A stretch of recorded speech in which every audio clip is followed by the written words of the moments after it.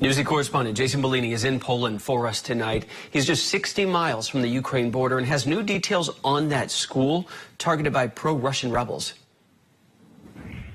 In eastern Ukraine's Donbas region, shells landed in a government-controlled area, damaging a kindergarten, wounding, according to Ukraine, 2 teachers, and knocking out power.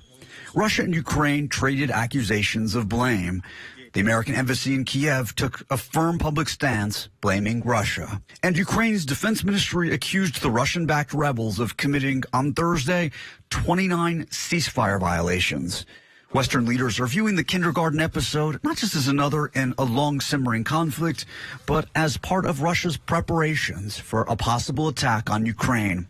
And it ratchets up even more the information war between Russia and the U.S. Hours later, at the UN Security Council, the U.S. Secretary of State warned of Russia manufacturing a pretext to invade Ukraine, such as a fabricated terrorist bombing inside Russia, the discovery of a fake mass grave of pro-Russian separatists, Russia staging a fake Ukrainian drone strike, or Russia staging a fake or real attack using chemical weapons. The U.S. also laid out how it anticipates a Russian invasion unfolding. It would open with cyber attacks against Ukraine and missiles and bombs across the country. Russian troops would advance on Ukraine's capital, Kyiv, and other key targets. Russia's representative called it a baseless accusation.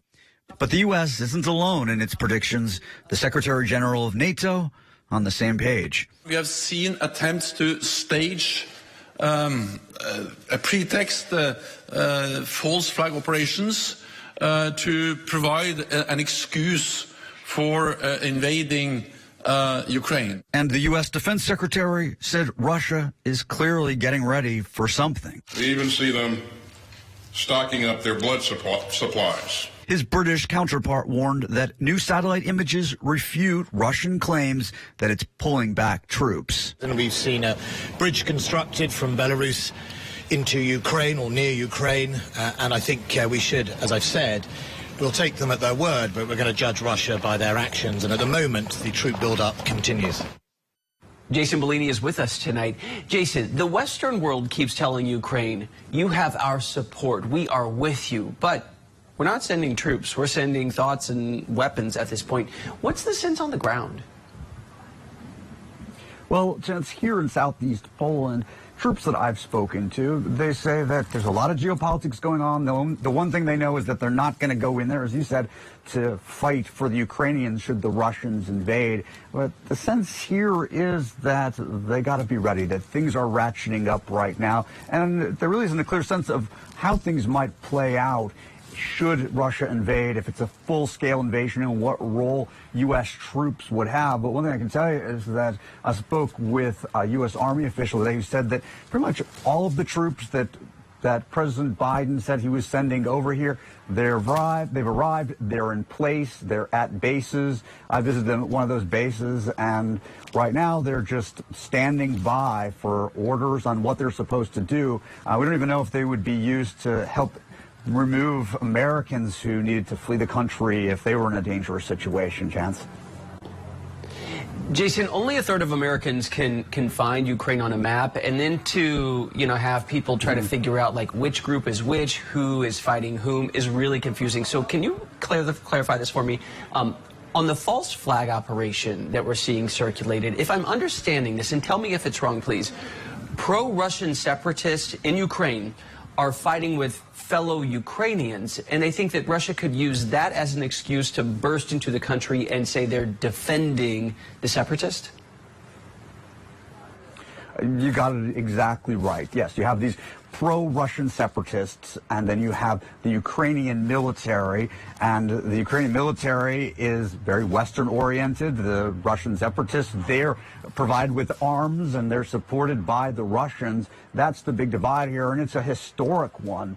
Hundreds of years, really, where there have been the pro-Russian Ukrainians and the Ukrainians that want to be more independent, fully independent of Russia. And that's the conflict in present day. But in terms terms of this sort of false flag narrative that we keep hearing about, that there's precedent for that. The Russians have done this before with, we talk about 2014 when they invaded Crimea.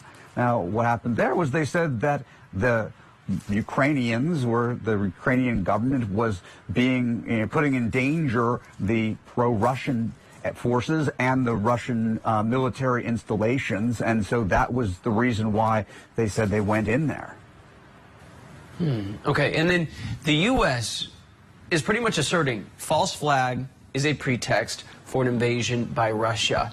Again, they seem certain. How positive are they? Are they showing any proof?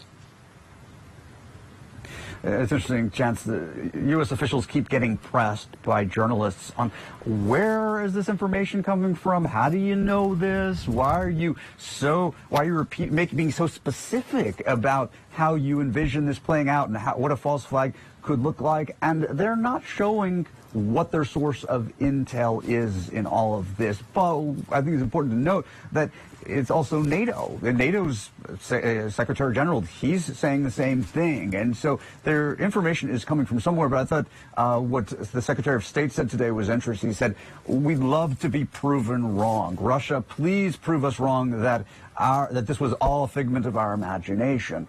But the U.S. officials seem to really be firmly in belief, and they really went strong on that message today that, you know what, Russia is going to do this. We believe it's imminent. And so it's really, the U.S. is pushing back all the time now against every Russian message and doing it very quickly. It's information warfare, and the U.S. is getting into it full throttle. In rapid response, as you said. Jason Bellini on the ground tonight in Poland, a region very much on a knife's edge. Thank you.